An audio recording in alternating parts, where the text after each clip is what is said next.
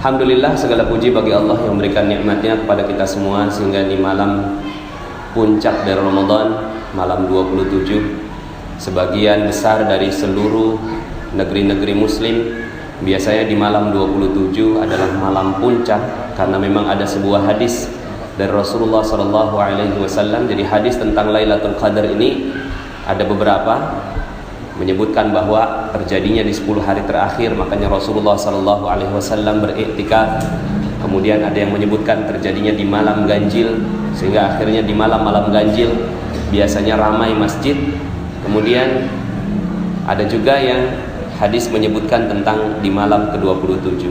Seandainya malam-malam yang lain tidak, maka malam 27 ini mau nggak mau mesti dipaksakan. Bagaimana caranya ya, diatur sedemikian rupa sehingga akhirnya kita di malam 27 ini betul-betul beribadah kepada Allah Subhanahu wa taala. Sebenarnya janji Allah Subhanahu wa taala terhadap Ramadan sudah terlalu banyak. Cuma yang aneh adalah kenapa janji-janji itu tidak membuat umat Islam, khususnya umat Islam Indonesia itu bersemangat.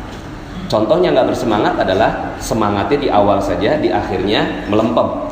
Ya, alhamdulillah kita bersyukur di masjid ini masih ramai, walaupun sudah pastinya juga lebih berkurang. Kita doakan semoga yang berkurang ini bukan karena melemahkan semangat, tapi karena sudah pulang kampung, ya, sudah mudik. Tapi yang anehnya adalah janji-janji Allah ini udah banyak sekali, ya, terhadap Ramadan. Tapi kenapa kok terjadinya itu penurunan? Mungkin kalau diganti begini, kalau seandainya ya serius melaksanakan ibadah di bulan Ramadan maka dapat Fortuner 1. Seandainya serius di bulan Ramadan dapat rumah harganya 2 miliar. Seandainya serius di bulan Ramadan sampai akhir, maka sesiapa yang berhasil seperti itu maka dikasih jalan-jalan ke 20 negara di seluruh dunia. Kira-kira kalau seperti itu ramai nggak di masjid? Halo? Nggak muat ya? Sampai kagum sok. Seandainya pahalanya seperti itu, ya, seandainya pahalanya seperti itu maka nggak akan pernah muat ini masjid. Tapi Bapak Ibu yang dirahmati Allah, percaya nggak? Begitu memang yang Allah janjikan. Begitu yang Allah janjikan. Allah nggak janjikan Ramadan ini untuk akhirat saja, tapi Allah janjikan Ramadan ini untuk dunia juga. Jadi kalau seandainya ada yang tahu betul tentang Ramadan, maka betul-betul dijagain Ramadannya. Dijagain betul-betul sampai akhir.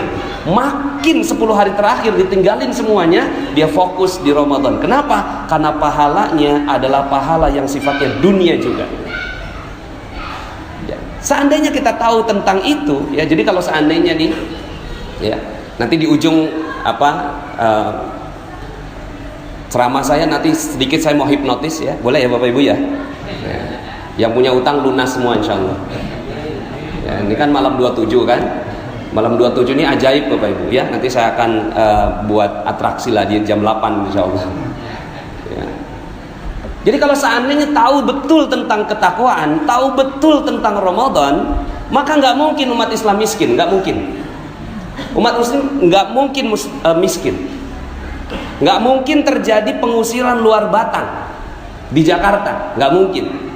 Nggak mungkin punya utang, nggak mungkin terusir dari rumah kontrakan, nggak mungkin berbagai masalah muncul kalau benar-benar memahami tentang konsep Islam dengan baik. Memahami konsep Islam dengan baik kan gini, kita berpikir Islam, ya, kalau apa konotasinya Islam? Islam tuh miskin, jorok, ya, kemudian tak berpendidikan, buang sampah sembarangan, betul? Ini yang di kepala kita kalau bicara tentang Islam, ya. Kalau bicara tentang Barat, jaya, bersih, rapi, kotanya luar biasa, ya. Itu yang terbayang di kepala kita. Padahal yang harusnya terjadi adalah kalau dia sudah masuk Islam, udah nggak mungkin miskin, nggak mungkin punya utang, nggak mungkin punya masalah, semuanya masalah beres. Allah semua yang beresin, masya Allah. Seandainya tahu betul tentang konsep ini.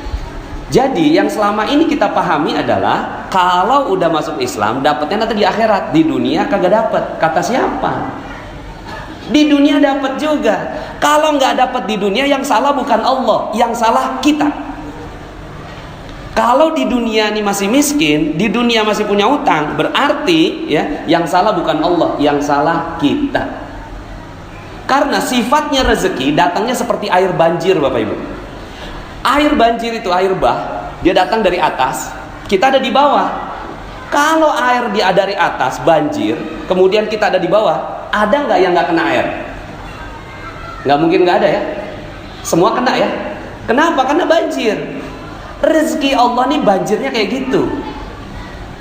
Rezeki Allah datang banjirnya itu seperti banjir dari atas, kita di bawah, bukan lagi dapat rezeki, kelelep sama rezeki, tenggelam sama rezeki. Kalau tahu konsepnya. Tapi kenapa kok kita dapatnya cuma UMR? UMR ini tetesan rezeki namanya. Jadi ada yang netes dikit, nah itu tetesan rezeki namanya UMR. Kenapa kok ada orang yang dapat rezeki, ada orang yang nggak dapat rezeki, padahal turunnya begitu sama? Ada satu yang membuat dia tidak mendapatkan rezeki. Apa itu? Orang yang nggak dapat rezeki adalah orang yang pasang perisai. Dia pasang benteng, pasang perisai kenceng-kenceng, dan dia cinta betul sama tuh perisai. Dia bilang, ini perisai saya, ini perisai saya. Rezeki datang dari atas, banjir datang dari atas, dia tolak dengan perisainya, sampai akhirnya dia nggak dapat rezeki. Kalaupun dapat rezeki, tuh netes rezekinya. Itulah UMR. Jadi sebenarnya kalau bicara tentang konsep rezeki, rezeki itu datangnya banjir. Yang nggak dapat adalah orang yang cinta betul sama perisainya. Apa perisainya? Perisainya adalah dosa. Udah nggak ada yang lain. Dosa. Cinta betul sama perisainya, cinta betul sama dosanya, dan dia menganggap bahwa hidupnya adalah hidup harus dengan dosa. Kalau nggak pakai dosa nggak rame katanya. Kalau nggak pakai dosa nggak seru katanya. Makanya akhirnya orang siap untuk nonton bola. Katanya sekarang lagi musim bola sekarang, betul? Bener ya? Suka betul nonton bola. Berapa jam tuh bola? 1,5 jam. Dengerin ceramah 20 menit, itu pantatnya panas, Bapak Ibu. Tapi kalau nonton bola 1,5 jam, kenapa? Karena dia cinta betul sama yang namanya bola, dan bola itulah perisainya. Tapi perisainya ini yang dia cintai. Nah, ini kebalik konsepnya. Kalau dia tahu betul, maka rame ini masjid. Seandainya dia tahu bahwa yang harus dilakukan bukan cari rezeki, bukan cari rezeki. Ngapain cari rezeki? Yang perlu dilakukan adalah itu lepas perisainya, maka rezeki langsung datang. Yang tadi saya bacakan di dalam rakaat yang kedua, itu dakwahnya Nabi Nuh alaihi salam. Dakwahnya Nabi Nuh, beliau mengatakan, faqultu astaghfiru rabbakum innahu kana ghaffara. Minta ampun sama Allah, maka Allah akan melepas perisai kamu. Begitu. Allah buka nih perisainya. Lepas perisainya. Kok cinta betul sama perisai? Kok cinta betul sama dosa? Mata ngelihat yang maksiat, itu kalau nggak dilihat rugi. Dengerin lagu-lagu, kalau nggak didengerin nggak asik. Ini cinta betul kita dengan perisai kita. Terus kemudian nyakitin orang, bikin orang tersinggung, kayaknya kok seru. Gosip, kalau nggak digosok, ya nggak makin sip. Kalau nggak ngomongin orang, kayaknya nggak seru. Padahal itu, masya Allah, itu perisainya. Ya, nggak durhaka sama orang tua, kayaknya nggak seru gitu. Lah kita cinta betul nih sama perisai, sampai akhirnya kata Allah, faqultu astaghfiru rabbakum innahu kana ghaffara. Lepas itu, lepas perisainya. Udah itu doang, lepas perisainya. Setelah lepas, apa kata Allah? Yursilis samaa alaikum midrara, maka Allah akan turunkan hujan yang lebat dari atas langit. Tuh. Kalau hujan masih tanda petik nih, hujan bisa banjir, ya kan?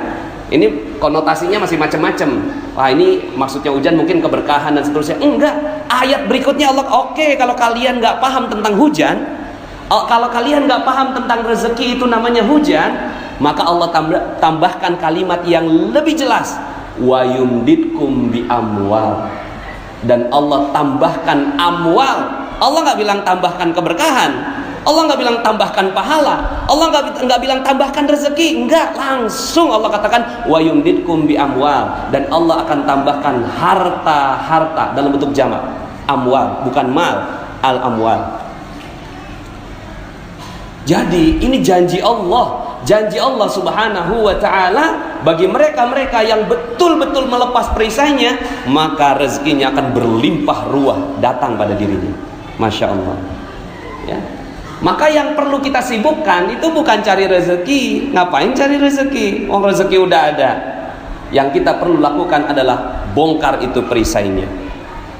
Allah tambahkan lagi, wa yumditkum bi amwalin wa banin. Allah tambahkan anak-anak. Anak-anak di sini bukan hanya anak biologis, tapi anak-anak perusahaan, cabang-cabang bisnis. Itu Allah tambahkan. Wa yumditkum bi amwalin wa banin wa yaj'al lakum jannat, dan Allah kasih kepada kalian kebun-kebun gratis semuanya. Dari selain bisnis Anda, selain penghasilan utama, ada jannat, ada kebun-kebun yang lain. Wa yaj'al lakum anhara, dan kamu bukan yang nyiramin itu kebun-kebunnya udah ada sungainya masing-masing sendirian. Masya Allah. Ini janji Allah.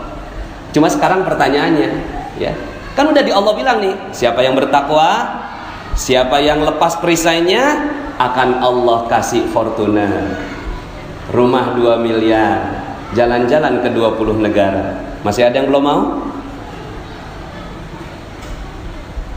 Masih ada yang belum mau, bingung. Apa iya cuma begitu doang? Lah iya begitu. Makanya kenapa Umar bin Khattab radhiyallahu anhu penghasilannya 233 miliar per bulan. Itu Umar bin Khattab radhiyallahu anhu.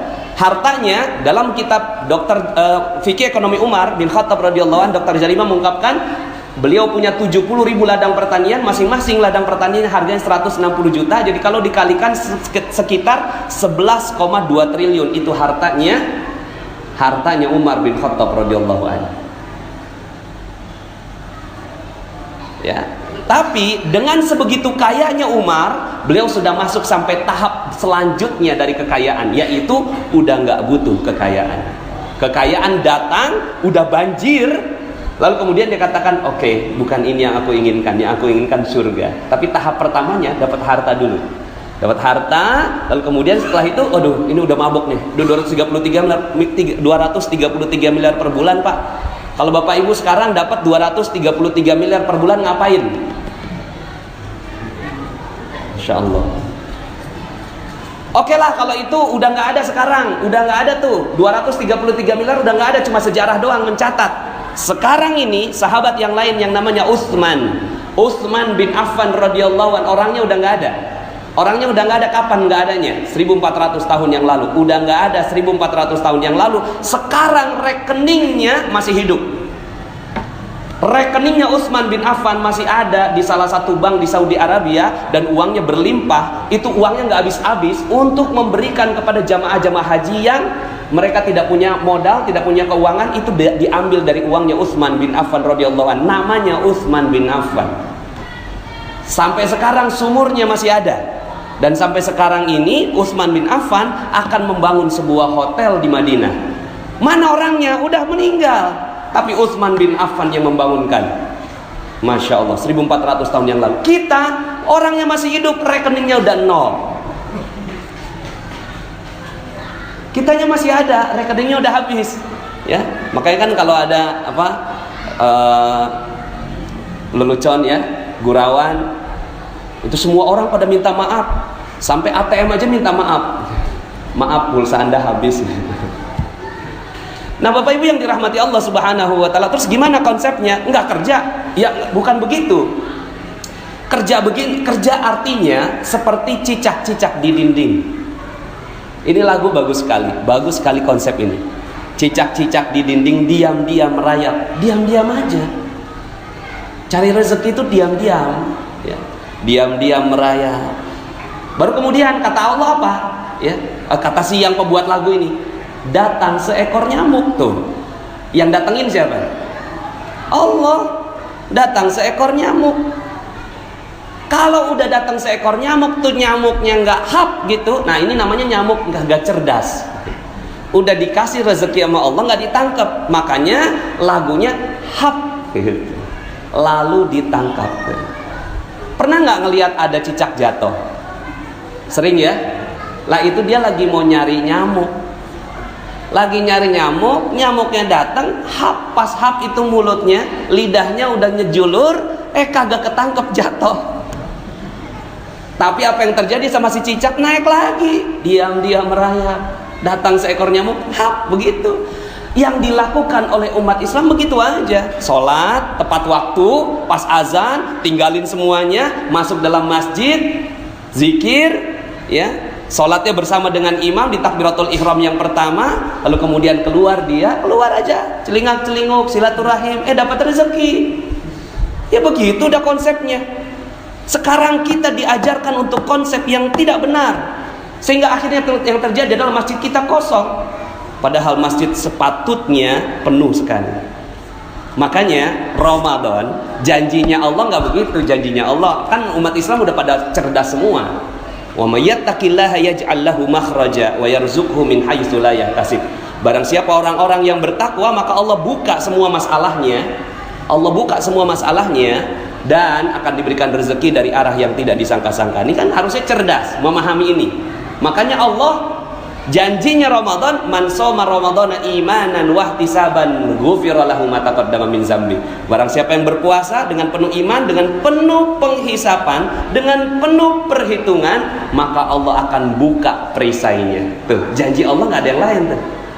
Allah janjinya dibuka perisainya. Ketika dibuka perisainya, kira-kira rezekinya bagaimana? Masya Allah. Salah satu perisai, ini yang mau saya bongkar nih. Perisainya banyak sekali. Dan ini yang kita akhirnya perlu tahu dan perlu memahami ilmu perisai namanya. Ya, ilmu perisai. Nah itu saya alhamdulillah bukunya udah insya Allah sebentar lagi jadi. Di bulan Agustus insya Allah terbit. Itu saya buka tuh semua perisai-perisai yang membuat akhirnya kita terhalang dari rezeki. Jadi ternyata yang kita perlu lakukan hanya ini aja. Yang kita perlu lakukan hanya bagaimana kita membongkar perisainya. Salah satu yang saya bongkar adalah utang. Nih, setelah ini saya mau hipnotis Bapak Ibu semua sehingga akhirnya hutangnya lunas. Ya. Kemarin kan Pak Sawal nanya, lagi ngapain Pak Nas? Ini lagi bikin buku. Ini kalau orang baca buku saya langsung lunas utangnya. Oh, kata Pak Sawal, wah seru juga tuh. Tapi apa iya bisa? Nah ya udah deh, supaya nggak nunggu bukunya, saya praktekkan di sini. Bismillah, ini duduknya agak-agak ini ada mau yang lunas utangnya? Yang mau lunas utangnya duduknya agak benar dulu dikit. Gini Bapak Ibu, ini saya kasih tahu konsepnya. Namanya konsep law of projection. Apa itu law of projection? Law of projection berkata bahwa ada laptop, ada proyektor, betul? Kemudian ada layar. Di sini alhamdulillah udah punya layar. Ada proyektor, ada layar, ada laptop. Sekarang pertanyaannya, ini gampang sekali akhirnya menjelaskan seperti ini karena kita sudah mengerti tentang teknologi. Apa yang ada di laptop dengan apa yang ada di layar itu sama atau beda? Sama, pasti sama. Kalau saya pencet spasi, langsung dia berubah. Di laptop berubah, di layar berubah. Betul? Ini namanya law of projection. Apa yang terjadi sebenarnya? Yang terjadi adalah si proyektor ini memancarkan cahaya yang tidak berhenti, terus gitu. Teng teng teng teng teng teng sampai akhirnya si laptop itu di layar sama persis. Nah, Bapak Ibu, nasib kita itu seperti layar. Nasib kita seperti layar. Dan proyektornya Allah kasih di setiap kita, namanya otak. Otak kita adalah proyektor dan dia ini memancarkan energi teng teng teng teng setiap saat. Jadi dia memancarkan energi berapa kali? Sehari 60.000 kali. Itu namanya kalau dalam hitungan frekuensi 60 Hz. Dia 60.000 kali memancarkan energi. Teng suka nggak suka, mau nggak mau, sadar nggak sadar, itu langsung. Nih Bapak Ibu yang sekarang sedang berada, ini lagi memancarkan energinya. Pikirannya semua lagi terpancar, ya. Nah, apa yang ada? Laptopnya apa laptopnya? Laptopnya adalah pikiran, nggak kelihatan. Pikiran itu di dalamnya otak. Otak inilah mesinnya. Layarnya nasib kita. Nah, selama ini kita memproyeksikan utang. Kira-kira jadinya apa di layar? Halo? Utang. Udah cerdas nih. Jadi di layar yang terlihat apa kira-kira? Utang. Sampai kapanpun orang yang berpikir begini, sampai mati, sampai meninggal, dia nggak akan pernah lunas utangnya. Percaya sama saya. Kenapa? Karena pikirannya itu diliputi hutang. Hutang. Aduh, nih motor belum bayar, mobil belum lunas, rumah masih KPR. Akhirnya sampai kapanpun, udah pun lunas, akhirnya mau utang lagi. Aduh, ini udah selesai nih, beres nih satu nih. Kita sekarang utang lagi. Terus utang sampai meninggal dunia, dia akan terus memiliki utang. Nah, karena konsepnya law of projection gampang. Dalam waktu sedetik saya bisa katakan bahwa utang Bapak Ibu lunas. Gimana caranya? Waktu itu ada yang datang begini, Ustaz, hidup saya hancur. Nah, hidup saya hancur itu energi.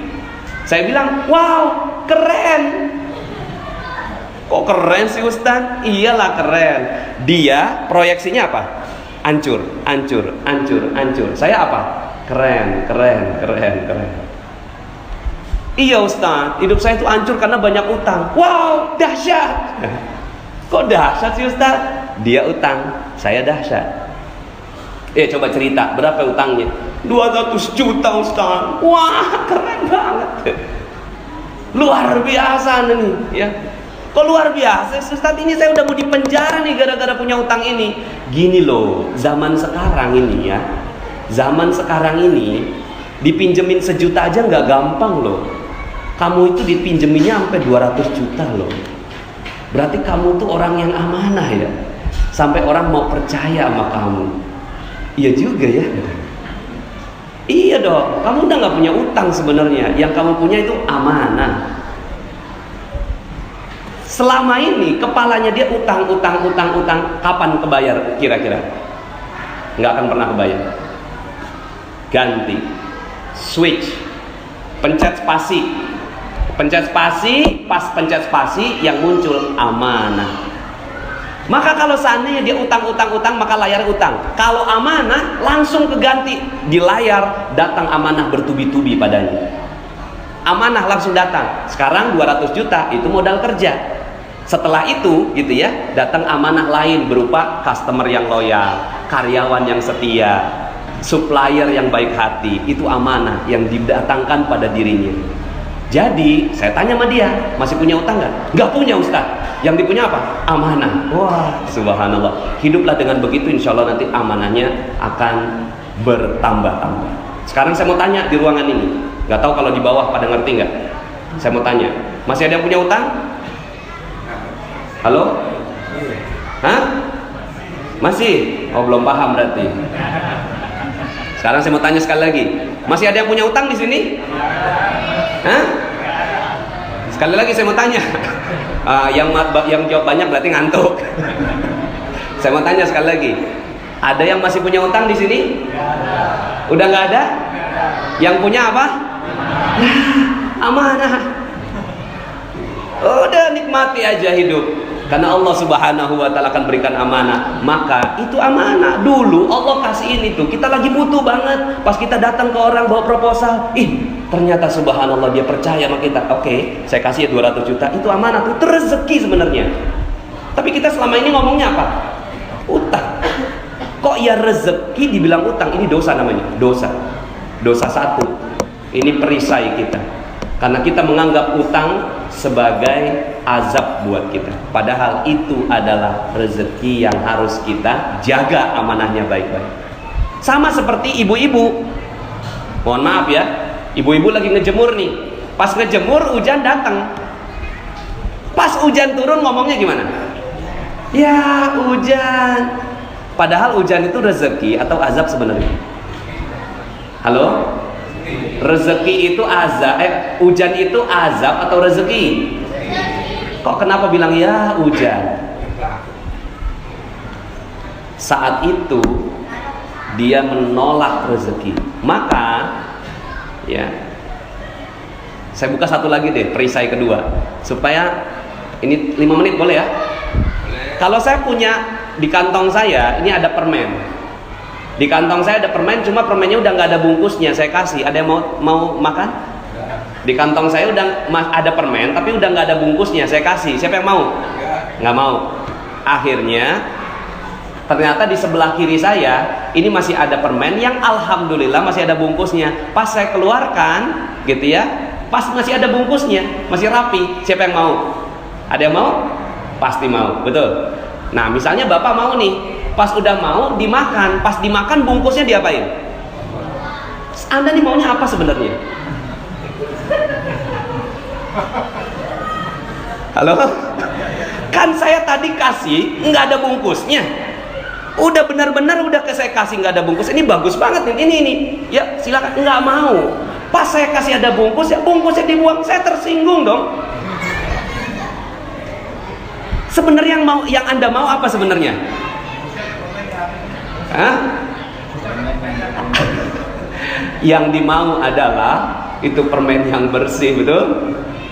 Bapak Ibu, Allah kasih rezeki dengan cara begitu. Allah kasih rezeki nggak mungkin langsung rezekinya, perlu ada bungkusnya. Bungkusnya kita nggak butuhkan. Bungkusnya itulah yang namanya musibah, ujian, cobaan, hal yang kita nggak butuh.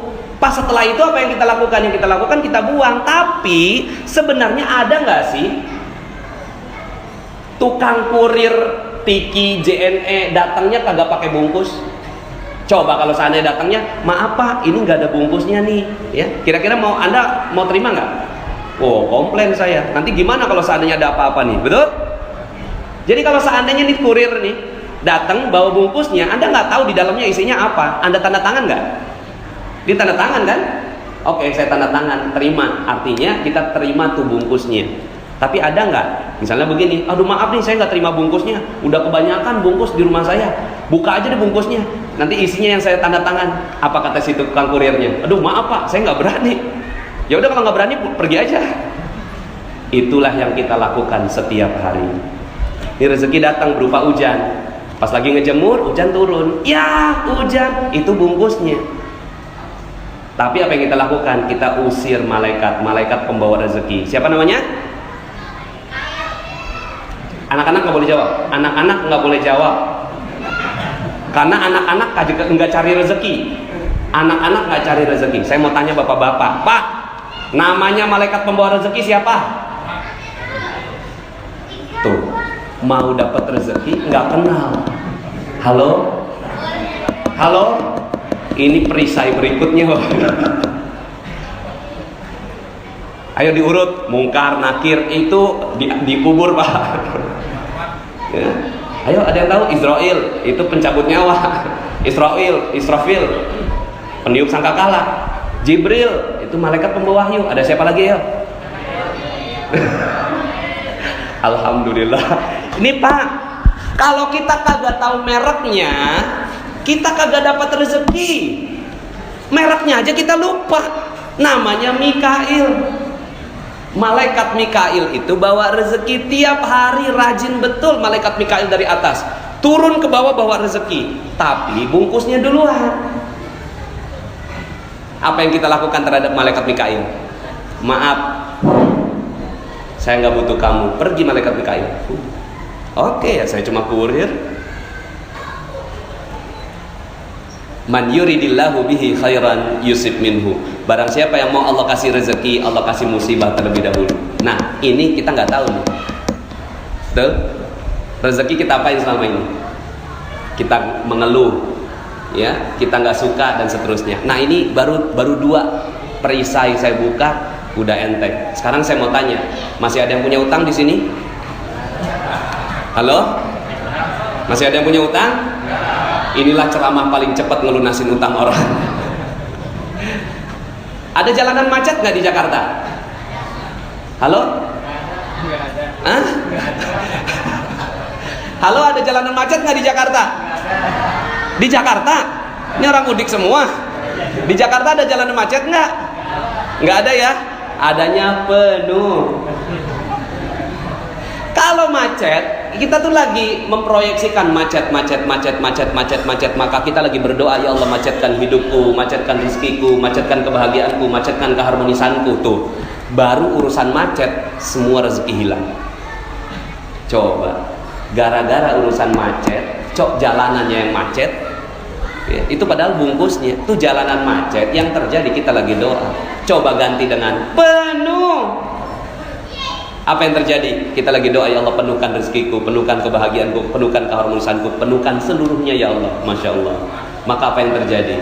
Penuh dah. Di layar yang jadi penuh. Jadi ada nggak jalanan macet di Jakarta? Wow, luar biasa. Enak, udah tenang. Pas jalan, ya sebelah kita, jalanannya macet, penuh. Macet kali, penuh. Macet, penuh. Nggak dengerin ceramah sih kemarin. Bapak Ibu yang dirahmati Allah Subhanahu wa Ta'ala, hidup ini terlalu indah. Kenapa nggak indah? Karena kita pegang perisai kita. Perisai itu namanya dosa. Lah dosa itu yang kita mau hancurkan di bulan suci Ramadan. Ini malam 27, kalau kita tahu dosanya diangkat oleh Allah. Dosa kita berapa banyak kemarin? Yang hidup dari umur tahun, mungkin yang baliknya 11 tahun, sekarang ini umur 51 tahun, berapa tahun tuh dosanya? 40 tahun. 40 tahun dosa. Berdosa terus 40 tahun. Terus Allah turunkan Lailatul Qadar, nilainya 83 tahun. Kebayar nggak dia dosain 40 tahun? Kebayar. Selesai dia dapat Lailatul Qadar, jadi konglomerat. Percaya sama saya? Percaya? Iya dong. Nih dapat Lailatul Qadar, jadi konglomerat. Islam insya Allah berjaya di Indonesia kalau semuanya dapat Lailatul Qadar. Kenapa? Dosanya hilang. Jadi serius untuk ngejar Lailatul Qadar, walaupun belum tentu malam ini, bisa jadi kemarin. Ya udah deh, tahun depan lagi kita kejar. Tapi ya iyalah, Bismillah, insya Allah malam 27 ini kita kagak merem, mata kita melek sepanjang malam. Kita jaga itu Lailatul Qadar agar semua dosa-dosa kita dihapuskan oleh Allah Subhanahu wa Ta'ala. Mudah-mudahan Allah Subhanahu wa Ta'ala memudahkan langkah kaki kita untuk berserius dan bersungguh-sungguh untuk mendapatkan ampunan dari Allah Subhanahu wa Ta'ala. Makanya tidak ada yang Allah janjikan buat kita. Kenapa? Karena rezeki udah ada rezeki. Yang enggak ada adalah ampunan Allah, dan itu yang sekarang kita sedang kejar, sekarang kita butuhkan. Demikian, mohon maaf atas segala kekurangan. Aku lupa lihada, fastaghfirullahaladzim li wa lakum. Assalamualaikum warahmatullahi wabarakatuh.